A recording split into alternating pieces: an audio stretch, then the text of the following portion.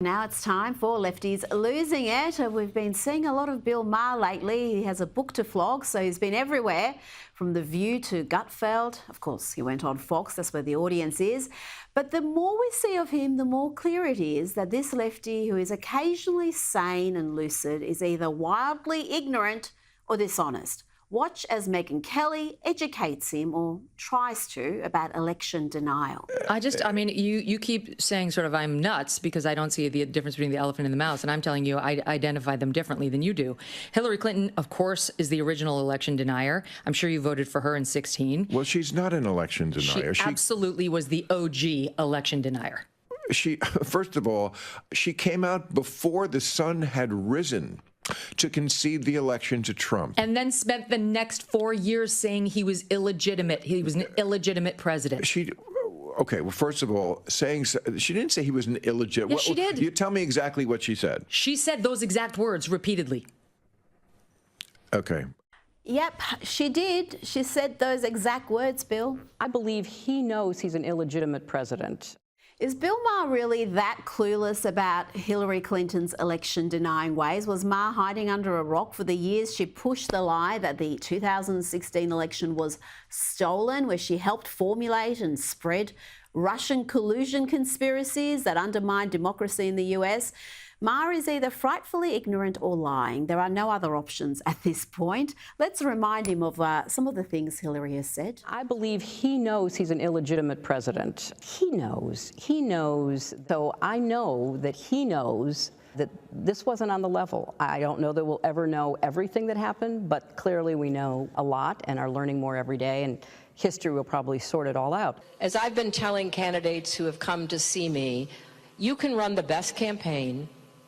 You can even become the nominee, and you can have the election stolen from you. Apparently, Bill Maher missed that, and he also missed the truth about January 6th, or as he calls it, the insurrection. Let's listen now to some of his paranoid fantasies. On January 20th, 2025, he'll show up at the White House, whether he's invited or not. And I don't think that's going to be good. He's gonna bomb in if he lost? Yes. Oh, yeah. Bomb is a word I wouldn't even throw around lightly. Oh, stop it. He's not going to do that. Right. Like there was never an attack on the Capitol, Megan. Oh, I hear you. But he's not going to show up at the inauguration. Like they didn't show up at the Capitol and break windows and knock down doors and kill cops and chase. They didn't do that. And they didn't break windows, they didn't knock kill down cops. They of course did. No, they didn't. Who did? They died of natural causes that day? Capitol Police Officer Brian Sicknick, the medical examiner, has determined that he suffered 2 strokes and died of natural causes. Yeah, nobody died that day. Cops? No, not true. Who? Okay. Who? Oh, I don't remember the names. They didn't. There was Brian Sicknick, who died later after the fact. Megyn Kelly is so much smarter, better informed and better at her job than Maher. It's frightening. He's the best they've got, though. And the man who prides himself on his depth of knowledge and critical thinking skills kept on embarrassing himself. Here, Megyn schools him on the selective enforcement of the law that saw Biden still classify documents and not be charged. One actually had the ability to declassify documents and keep them because he'd been the president, and one didn't because he should have been looking at documents only in a skiff while a sitting U.S. senator, and clearly he stole classified documents that he wasn't entitled to and never had the ability to declassify them. Yeah. Maybe you know more about that than I do. I don't remember that part of it, and I always don't trust anything I hear until I vet it from the other side, because everybody sort of has their one-sided view of it, and narrative is more important than truth. I know this is the right-wing narrative. I'm not like that, Bill. I care about facts. I practiced law for 10 years. I want to get the cases right. You know, Conservatives are guilty of the bigotry of low expectations when it comes to Bill Maher. I've done it too. I've praised him and played his clips when he's occasionally said something sensible, something the right has been saying for years. But at his core, he's a delusional Democrat who has spoken of his dream of seeing Gavin Newsom becoming president. Yeah, the California governor, that one. I think fellow traveller Bill Burr summed up Maher nicely during their recent chat. Most of the you say is not smart. It's just sort of obscure. It's not obscure to a certain percentage of people. Yeah, people that are at your I'm not some altitude. giant egghead. I'm just I know you're not that smart. And Greg Gutfeld had the right idea about Maher, who was on his show earlier this week. That's the most important thing that's going on in this country. He didn't concede the last election. He's not going to concede this election. You don't know that. When? And everybody said, oh, you smoke too much pot. Turned out I smoked just the right amount of pot. There's no right amount. So, Yeah. Dr. Drew, Yes, sir. You're really good at diagnosing mental illness. Okay. What is Bill's problem?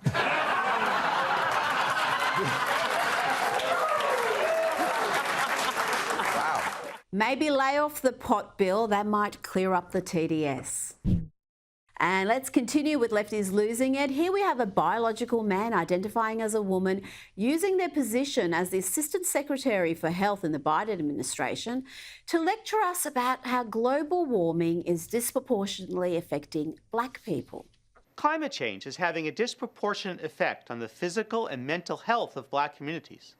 Black Americans are more likely than white Americans to live in areas and housing that increase their susceptibility to climate-related health issues.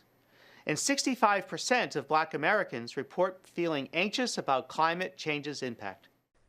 Joining me now is the author of Fossil Future, Alex Epstein. Alex, your response to that, I would argue climate change policies do disproportionately impact poor people, not Black people, poor people, whatever colour they are. Is that how you see it? Because I find it hard to understand how global warming is impacting Black people more than everybody else. I mean, the truth is that, you know, what they're calling global warming, so bad weather, they're saying it's racist, but it's actually classist in the sense of if you're poor, it's hard to deal with bad weather. That's why as the world has gotten richer, we've become much, much safer from climate. We have a 98% decline in climate-related disaster deaths over the last century. So obviously the solution, if you care about susceptibility to climate, is for everyone to get rich, even within the United States, let alone the rest of the world, where most people are incredibly poor, even compared to, you know, the poorest people in the United States. So on the one hand, it's just the exact opposite prescription of what's needed. It's just we need to become wealthier. And then on top of it, this person has the goal to say that Blacks are suffering climate-related anxiety.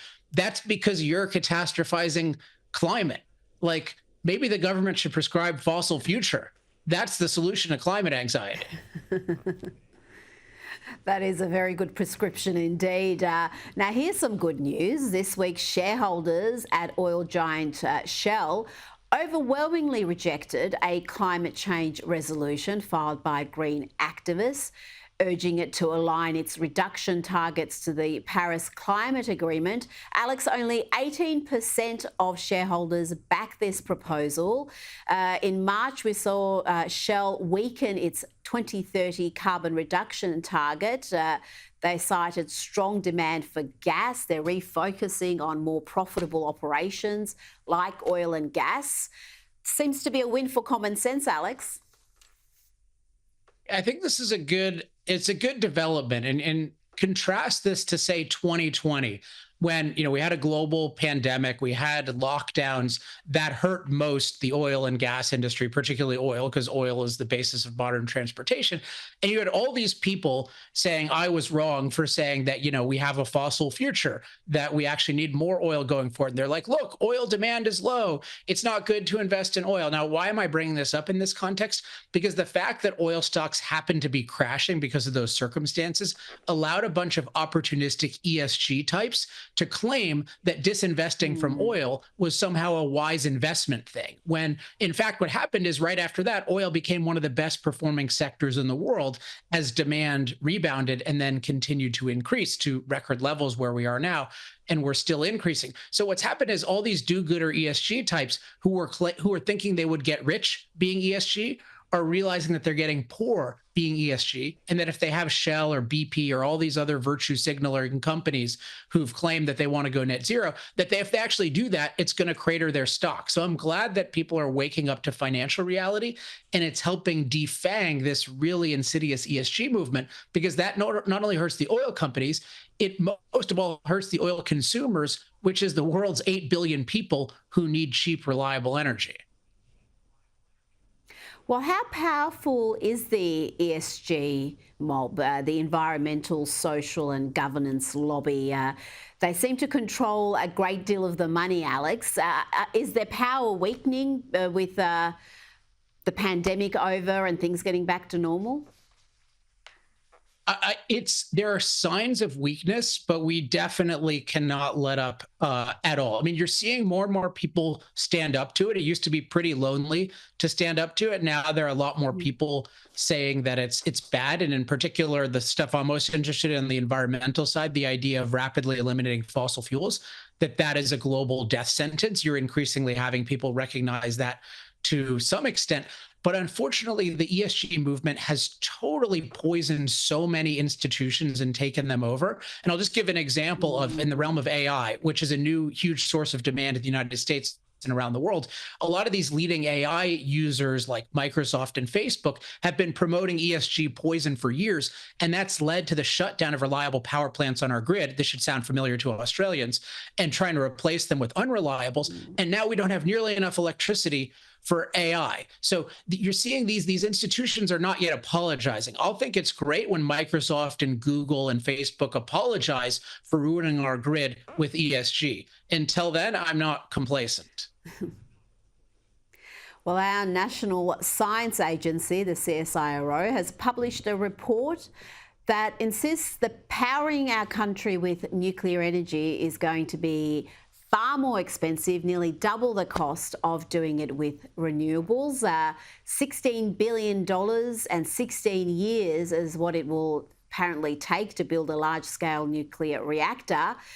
Is this true, Alex, or is this just another sign of the CSIRO being captured by the green ideology? I want to draw people's attention to a weird kind of schizophrenia that you have going on here, which you often see, which is there's a total can't-do attitude with fossil fuels and in particular nuclear. So they act like, oh, it has to be incredibly expensive, even though, say, South Korea is able to do it cheaply. The United States used to be able to do it cheaply before we ruined it with bad regulations. So they have a total can't-do attitude with regard to nuclear, but with unreliable solar and wind, which have never powered any country anywhere without totally parasiting unreliable fossil fuels and nuclear, they have this infinite unicorn fantasy can-do attitude. And so one of the fallacies here is they're comparing unreliable power to reliable power. So that's like comparing rotten oranges to apples. So they're not comparisons. What you need to happen is if you want to use solar and wind, the so-called renewables, those companies should figure out how to make them actually supply reliable electricity, provide the batteries themselves. Then what they see is just prohibitively expensive. But they're just comparing the cost of unreliable to reliable. So that's intellectually non-serious. It is intellectually dishonest, you're absolutely right. Now, Prime Minister Anthony Albanese has unveiled a $550 million strategy aimed at turning Australia into a world-leading battery manufacturer. This is another step, we are told, in firming up renewables and supporting the net zero transition. But can batteries ever provide that baseload power that a first world nation like Australia needs?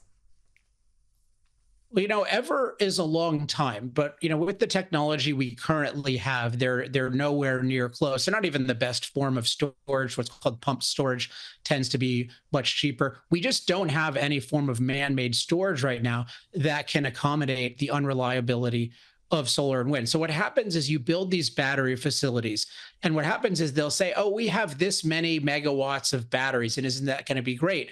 But a megawatt of batteries is not the same as a megawatt of natural gas, because the megawatt of batteries usually lasts 4 hours maximum. So if it only lasts 4 hours, you need a lot more than 4 hours worth to be able to handle highs and lows of the sun and the wind over, days, let alone weeks. So it's just this fake It's just this fake stuff being added on to pretend that solar and wind are being reliable, but they're not reliable unless they can truly be self-sufficient without parasiting on the other stuff. So again, I say, Australian government, anyone who thinks they can make it work, have somebody figure out how to make a solution just using solar, wind, and batteries. See how much that costs to provide reliable electricity with the same reliability of coal or natural gas or nuclear. You'll be in for a rude awakening. But go ahead and try, but don't just steal everyone's money and restrict fossil fuels and promise the best, because there's no evidence it'll work at all. And what about the elements that go into making these giant batteries? Where they come from, the supply chain, the reliance on China. Is that something that isn't given due consideration, Alex?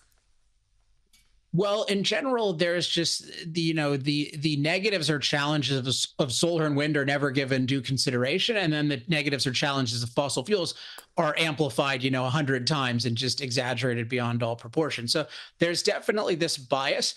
I don't think it means fundamentally you can't produce batteries at a much larger scale.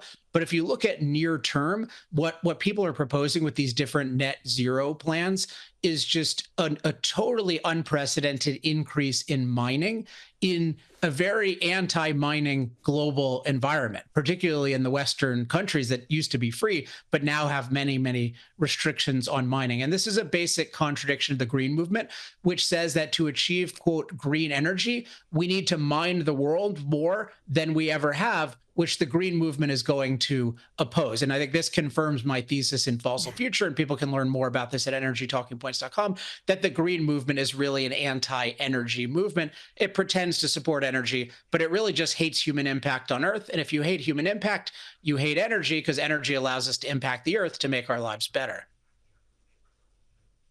Alex Epstein, thank you so much for your time this evening. Thanks, Rita.